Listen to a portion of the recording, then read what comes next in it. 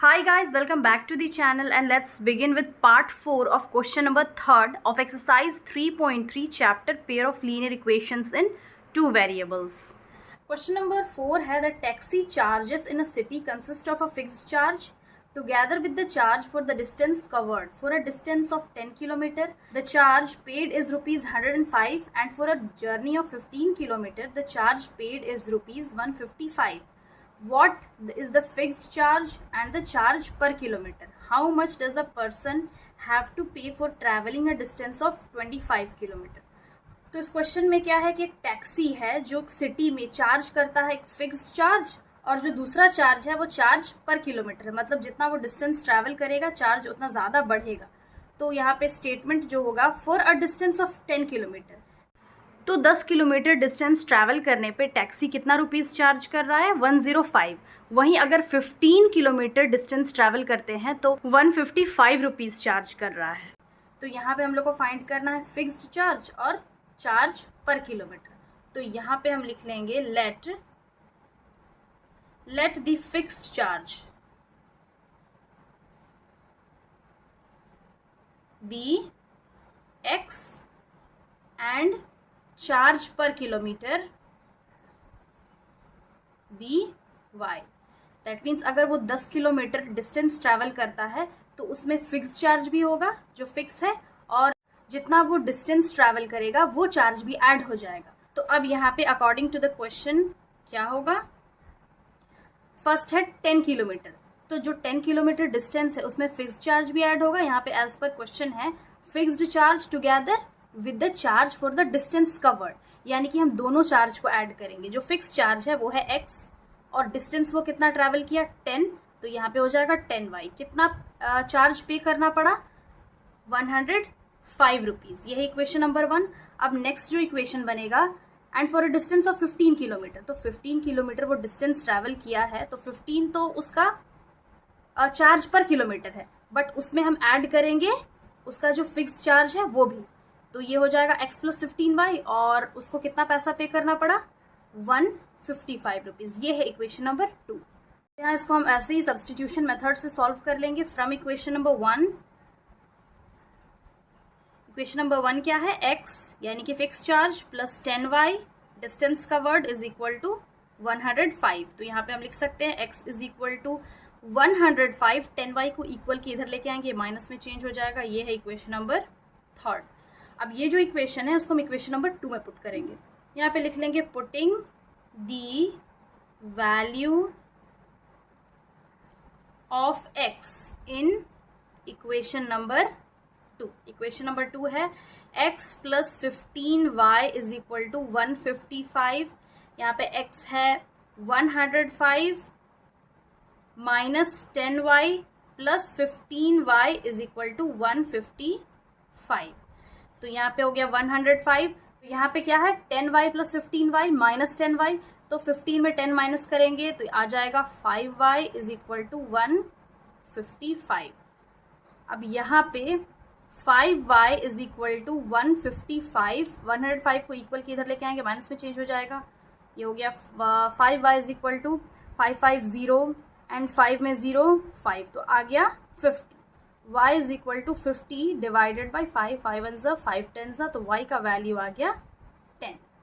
अब यहाँ पे y का जो वैल्यू है इसको इक्वेशन नंबर 3 में पुट करेंगे. 3 क्या है 105 माइनस 10y. तो यहाँ पे लिख लेंगे putting the value of y in equation number 3. Equation number 3 है x is equal to 105 minus 10y. देन x is equal to 105 minus 10 into y का वैल्यू है 10. तो यहाँ पे आ गया 105 माइनस 10 10 ज़ा 100 होता है. x is equal to 105 minus 100, यहाँ पे डायरेक्टली लिख लेते हैं 5. दैट मीन्स x का वैल्यू आ गया 5 एंड y का वैल्यू आ गया 10. और x क्या था फिक्स चार्ज और y डिस्टेंस या फिर charge per kilometer, distance covered by charge per kilometre. तो यहाँ पे x का और y का वैल्यू हम लोग फाइंड कर लिए हैं. अब जो नेक्स्ट इस क्वेश्चन में है इसका second part, how much does the person have to pay for travelling a distance of 25 kilometre. अब उस पर्सन को 25 किलोमीटर डिस्टेंस ट्रैवल करने पे कितना मनी पे करना होगा। तो यहाँ पे हम लिख लेंगे since fixed charge is x is equal to 5 rupees and charge per kilometer is y, which is rupees 10. Now charge to be paid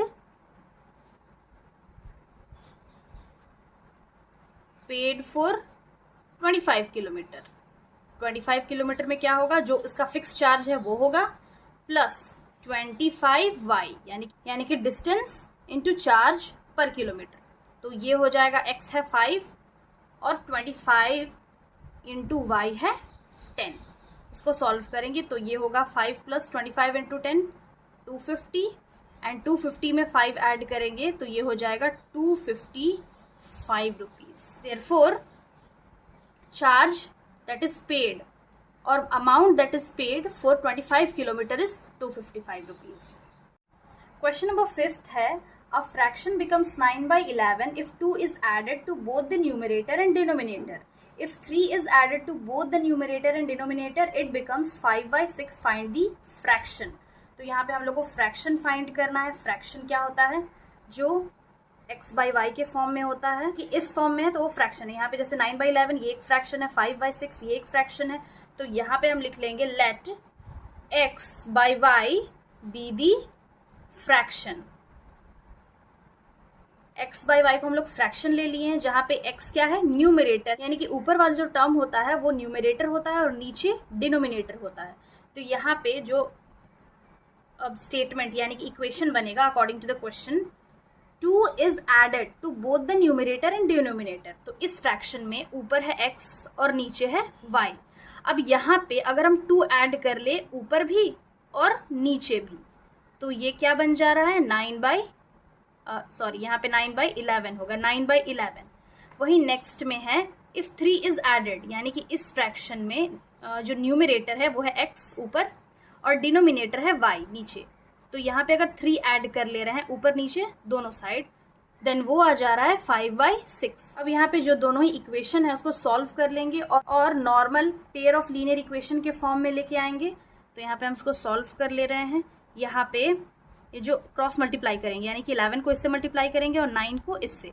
तो यहाँ 11 into x plus 2 is equal to 9 into y plus 2। तो ये हो गया 11x plus 22 is equal to 9y plus 9 2 ज़ा 18। तो ये हो गया 11x is equal to 9y plus 18 और 22 इक्वल के उधर है, इधर लेके आएंगे तो -22 में चेंज हो जाएगा। तो ये हो गया 11x is equal to 9y, यहाँ पे आएगा -22 में 18 माइनस करेंगे तो यहाँ पे आ गया ये 4। अब इसको जो इसका जनरल फॉर्म है उसमें कन्वर्ट कर लेंगे, ये हो जाएगा 11x minus 9y plus 4 is equal to 0। इसको सॉल्व करेंगे, यहाँ पे 6 into x plus 3 is equal to 5 into y plus 3। तो ये हो गया 6x प्लस 6 3 ज़ा 18 is equal to 5y plus 5 3 ज़ा 15। ये हो गया 16x minus 5y plus 18 minus 15 is equal to 0। Next फिर से हम लिखेंगे 6x माइनस 5y, यहाँ पे हो जाएगा प्लस 3 इज इक्वल टू 0। तो यहाँ पे अब दो इक्वेशन आ गया, ये इक्वेशन नंबर 1 है और ये इक्वेशन नंबर 2 है। अब इसको हम लोग सॉल्व करेंगे फ्रॉम इक्वेशन नंबर 1 है 11x minus 9y plus 4 is equal to 0। तो यहाँ पे हम लिख सकते हैं 11x इज इक्वल टू 4 जो है इक्वल के उधर लेके जाएंगे, तो पहले 9y को इक्वल के इधर लेके आएंगे तो प्लस 9y में चेंज हो जाएगा और -4 and x is equal to 9y minus 4 divided by 11। तो ये हो गया इक्वेशन नंबर 3। एंड देन फिर फ्रॉम इक्वेशन नंबर 2 ले लेते हैं। इक्वेशन नंबर 2 है 6x minus 5y plus 3 is equal to 0। तो जो x का वैल्यू है उसको हम इक्वेशन नंबर 2 में पुट कर देंगे। तो यहाँ पे हम पुट कर लेते हैं x into 9y minus 4 divided by 11 minus 5 और 3 को इक्वल के इधर लेके आएंगे तो -3 में चेंज हो जाएगा, ये हो गया एंड 9 6 ज़ा 54। तो ये हो गया 54y minus 6 2 is 12, 6 3 is 18, 6 4 is 24 divided by 11 minus 5 is equal to -3। अब यहाँ पे लिख लेते हैं हम लोग, ये हो गया 54y माइनस 24, यहाँ पे 5y होगा माइनस 5y, और यहाँ पे एलसीएम ले लेंगे हम लोग, तो इसको हम 11 से मल्टीप्लाई कर लेंगे, divided by 11 is equal to -3। यहाँ पे हो गया 54y minus 24 minus 5y into 11, 55y divided by 11 is equal to -3। Then 54 में 55, तो यहाँ पे आ जाएगा 1y या -1y, बिकॉज बिग अमाउंट -55 है, and -24 is equal to -3 into 11 से मल्टीप्लाई करेंगे, तो यहाँ पे हो गया -1y minus 24 is equal to -33, तो यहाँ पे लिख लेंगे -33। अब इसको -1y को इक्वल के उधर लेके जाएंगे, और जो 33 है इसको इक्वल के इधर लेके आएंगे, तो ये माइनस में था प्लस में चेंज हो गया, -24 is equal to y, then y is equal to 33 में 24 माइनस करेंगे, माइनस करने पे इसका वैल्यू आएगा 9, तो y का वैल्यू आ गया 9। अब ये जो y का वैल्यू है इसको हम इक्वेशन नंबर 3 में पुट करेंगे, putting the value of y in equation number 3। Equation number 3 है x is equal to 9y minus 4 divided by 11, then x is equal to 9 into y का value 9 minus 4 divided by 11, then x is equal to 9 9 से 81, sorry यहाँ पे 81 होगा, minus 4 divided by 11, then x is equal to 81 में हम 4 minus करेंगे तो क्या वैल्यू आएगा इसका 77 डिवाइडेड बाई 11, 11 1 से 11, 11 7 से 77, तो x का वैल्यू आ गया 7। तो देयरफॉर यहाँ पे हम लोग को फ्रैक्शन फाइंड करने के लिए कहा गया था, hence the fraction x divided by y is 7/9। Sixth question है, 5 years hence the age of Jacob will be 3 times with that of his son, and 5 years ago Jacob's age was 7 times that of his son. What are their present ages? तो इस question में है 5 साल बाद जो Jacob का as होगा वो अपने सन के एज से 3 टाइम्स ज़्यादा होगा, और 5 years ago यानी कि 5 साल पहले जेकब का जो एज था वो 7 टाइम्स ज़्यादा था अपने सन से, तो उसका प्रेजेंट एज क्या है। तो सबसे पहले इस क्वेश्चन में हम लोग क्या लिख लेंगे, let the present age of the Jacob be y and his son be x, तो यहाँ पे लिख लेंगे लेट। तो क्वेश्चन में है 5 years hence यानी कि 5 साल बाद, तो आफ्टर 5 years यहाँ पे लिख सकते हैं, आफ्टर 5 years तो जो एज होगा जेकब का, जेकब्स या फिर सन्स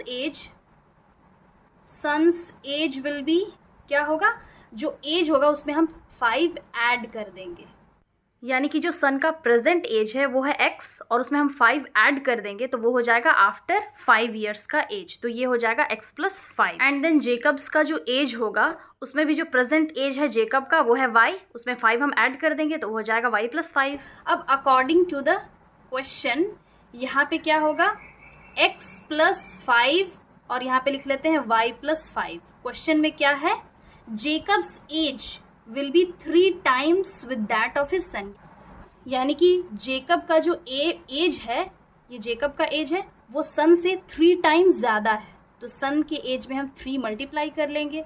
अगेन यहाँ पे क्या कहा है क्वेश्चन में, 5 years अगो, 5 years अगो, तो 5 साल पहले सन का एज क्या था, प्रेजेंट एज। यहाँ पे जो x और y है वो दोनों का प्रेजेंट एज है।